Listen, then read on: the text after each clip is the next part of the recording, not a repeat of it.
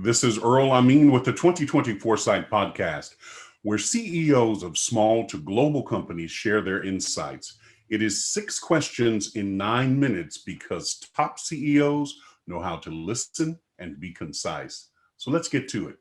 First of all, welcome. In just a few sentences, tell us who you are and what you do. Well, my name is Denis. I'm from Montreal, Canada, and I have been teaching and coaching prospecting to the C-suite for the last few years, having been an executive selling to the C-suite by prospecting in various industries over the last 15, 20 years. And I've been 31 years self-employed. Outstanding. Well, tell me, what's the best thing about being the CEO?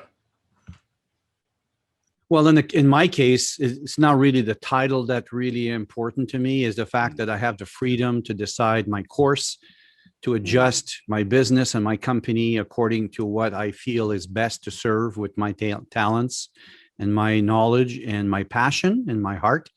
In the last 30 years, obviously, I've adjusted. I've made some moves that are good for the client and for me. It's what I want to do as well. It's important. It's not just what I bring value, but that I'm happy to. That's key, is to be happy when you provide the value. Indeed, indeed. And along with that, I hear from other CEOs that, being the team leader and being able to see what lies ahead can be difficult sometimes, a challenge. What are your thoughts?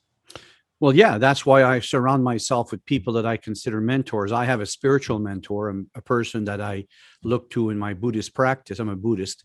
So, for me, mentor disciple is very important. I also coach and mentor other young reps and upcoming sales professionals and management leaders. To serve and to give is wonderful. I read recently, I thought that life was going the pursuit of joy. And when I started serving, I enjoyed that. And then I realized service is joy. It's joy. Yes. Very good. Very good. Well, that was very insightful, what you just stated. So tell me, what other piece of insight do you want to share with other CEOs? Well, probably is that we are at the service of our team. We want to make sure the conditions and the causes that we create and the context is propitious and allows for our teams to perform the absolute best they can. Because, man is an island. Everybody has their talent. But often we realize, and we fail to realize, that we are at the service of our team. We want to make sure that everything is right so they can do the best for our clients. Yes, yes. Well said. So, of the other CEOs that that are successful CEOs like yourself, who would you like to acknowledge and should be on my podcast? Well, first of all, I don't know if you know that if I'm successful or not. So that's the first thing. But yes, I'm okay. I'm very, very well, and I'm very fortunate. It's taken me a long time. Geez, CEOs that I admire. Well, it's very hard because you look out today with social media and television.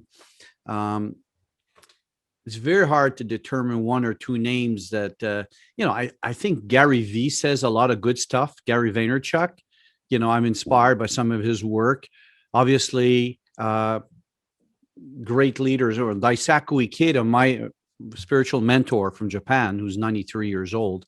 He is, for me, one of the most amazing human beings that I ever have met and learned from. He's devoted his whole life to human happiness and peace on the world. My coach, I was a squash professional for 15 years. My coach back in the 80s was kind, was encouraging, was deliberately forceful sometimes to make me do things. I just had an encounter just about an hour ago with someone. I gave feedback on a Zoom thing, and I told him some things about his voice, for instance.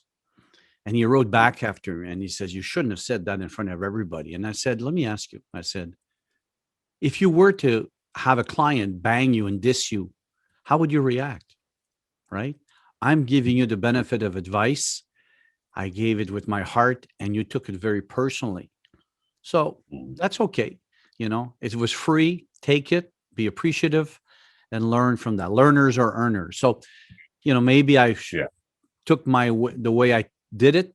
Well, for him, it was because there were other reps listening. Sure. But the others said, wow, amazing. You got some free advice. Yeah. Well, let me ask you, so in the landscape of all of that, how do you celebrate a win? I pray and appreciate and thank my life and thank the Buddha nature in me to help me and my wife, who's amazing, and my granddaughter and stepdaughter, all that stuff. I thank the day every morning when I do my morning prayer. I pray for how can I best serve people today. Really, that's about service. Active service it's so much fun to see other people grow, because my thinking is their victory is my victory as well. Yes. Really. Denis, it's been a pleasure having you on today. How can people find you? Well, Denis Champagne, Denis is my first name, not two N's, one N. Champagne, like the bubbly drink that we have, not only on the 31st of December, but any other times of the year. Champagne on LinkedIn. You can find me at salesiqglobal.com, a sales enablement team that I'm part of worldwide.